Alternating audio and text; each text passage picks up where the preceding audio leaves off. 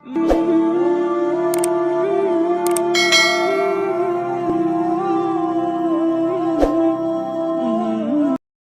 بالله من الشيطان الرجيم. بسم الله الرحمن الرحيم.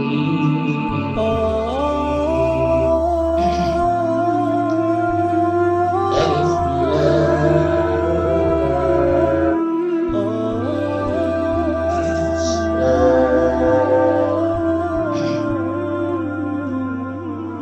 كتاب أنزل إليك فلا يكن في صدرك حرج منه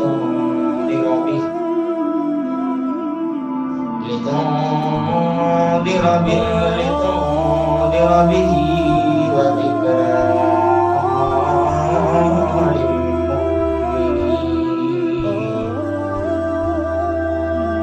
سامعین محترم،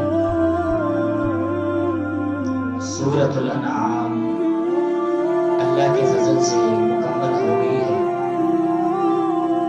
جس کے اندر اللہ رب العالمین نے اپنی ربوبیت ثابت کی اور مشرکین کے تمام عقائد کا رد کیا۔ اب اللہ تعالیٰ نے سب سے بڑا چیلنج پوری انسانیت کو دیا۔ سب سے پہلے تو اس وقت کے جو عرب مشرکین موجود تھے ان کے لیے تھا۔ امام ابن کثیر رحمہ اللہ تعالی رحمۃ واسعہ جو اس سورت کے اندر سب سے پہلے جو الفاظ لکھے ہوئے ہیں الف لام میم صاد، اس کی تشریح وہ 3 طرح سے کرتے ہیں۔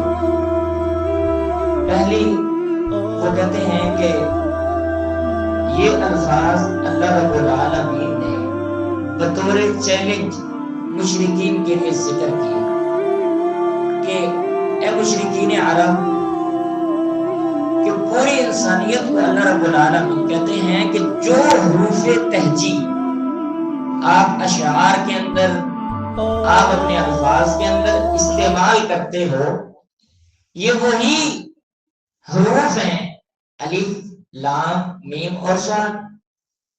یہ ایسے ہی مختلف صورتوں کے شروع میں آتے ہیں، تو ان کا ایک مفہوم جو سب سے زیادہ صحیح اور راجح ہے کہ یہ اللہ رب العالمین نے چیلنج کے لیے ذکر کی کہ کوئی ایک حرف لے آؤ، کہ اللہ تعالیٰ کو وہ کہتے تھے نا کہ نبی صلی اللہ علیہ وسلم نے اپنی طرف سے کلام بنایا، تو اللہ تعالیٰ کہتے ہیں پھر ایک حرف لے آؤ یا ایک آیت لے آؤ یا ایک سورت لے آؤ، تو پھر وہ نہ لا سکے، عاجز آ گئے۔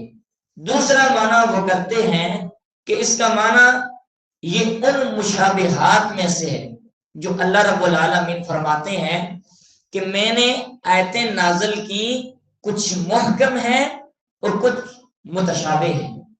یعنی محکم تو بالکل سامنے ان کا حکم ہوتا ہے، اور متشابہ یہ ہیں یعنی الفاظ قرآن مجید کے ہیں، اللہ تعالیٰ کے الفاظ ہیں، یہ اللہ تعالیٰ کی کلام ہے، لیکن ان کا معنی اور مفہوم صرف اور صرف اللہ تعالیٰ ہی جانتے ہیں۔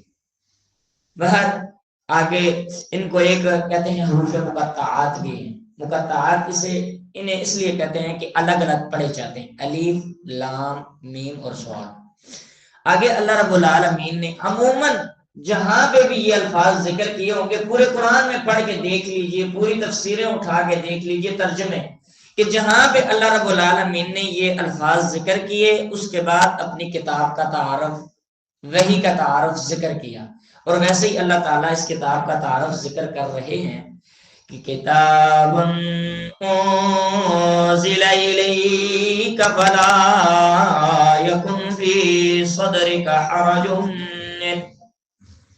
کہ یہ کتاب اے محبوب علیہ السلام آپ کی طرف نازل کی گئی ہے، نہ ہو آپ کے سینے کے اندر کوئی حرج، کوئی تنگی محسوس نہ ہو آپ کو اس سے۔ کیوں؟ لِتُنذِرَ بِهِ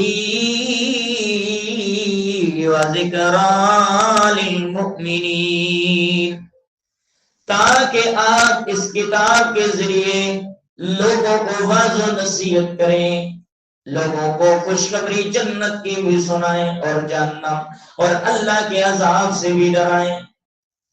اور وذکر للمؤمنین، اور یہ کتاب مومنین کے لیے نصیحت ہے۔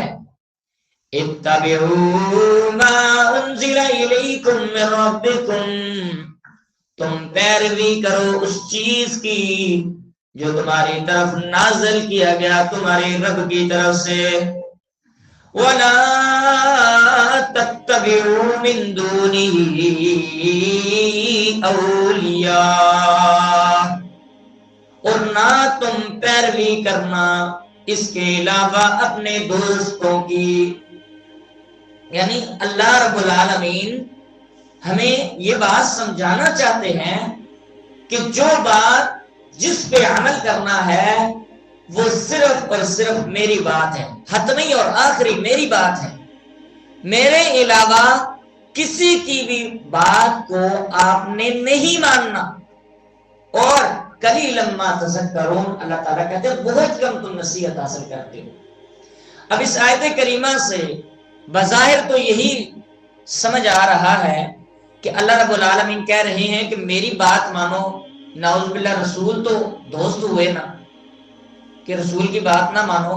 بعض منکرین حدیث یہی آیت کریمہ پیش کرتے ہیں کہ حدیث ہم نہیں مانتے، کیونکہ اللہ تعالیٰ کہتے ہیں کہ میرے کلام کی پیروی کرو اور کسی کی نہ پیروی، کیونکہ اور کسی کی پیروی کریں گے تو پھر تکلیف بھی ہو جائے گی اور اللہ کے اس حکم کی نافرمانی بھی ہو جائے گی۔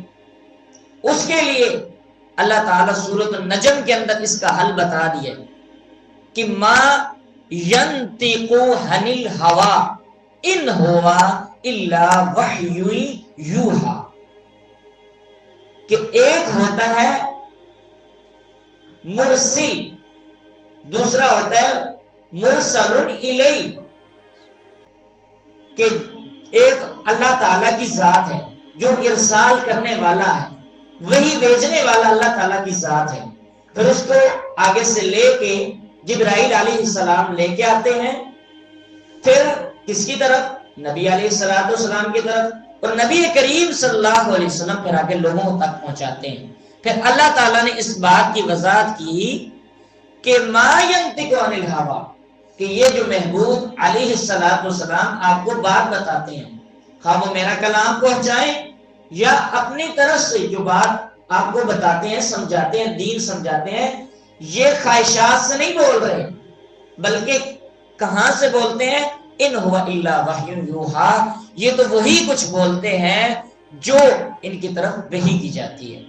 دوسری تفسیر اللہ تعالیٰ نے اسی بات کی کہ یا ایھا الذین آمنوا اطیعوا اللہ واطیعوا الرسول، کہ اے ایمان والو اللہ اور اس کے رسول کی اطاعت کرو، ولا تبطلوا اعمالکم، اور اپنے اعمال کو خراب نہ کرو۔ یعنی معلوم ہوا اس سبق سے کہ اللہ تعالیٰ کہتے ہیں اگر کامیاب ہونا چاہتے ہو اللہ اور اس کے رسول کی اطاعت کرو تو کامیاب ہو جاؤ گی۔ اللہ تعالیٰ سے دعا ہے اللہ تعالیٰ صحیح معنوں میں ہمیں قرآن و سنت پر عمل کرنے کی توفیق عطا فرمائے۔ سبحانک اللہم و بحمدک، اشہد ان لا الہ الا انت، استغفرک و اتوب الیک۔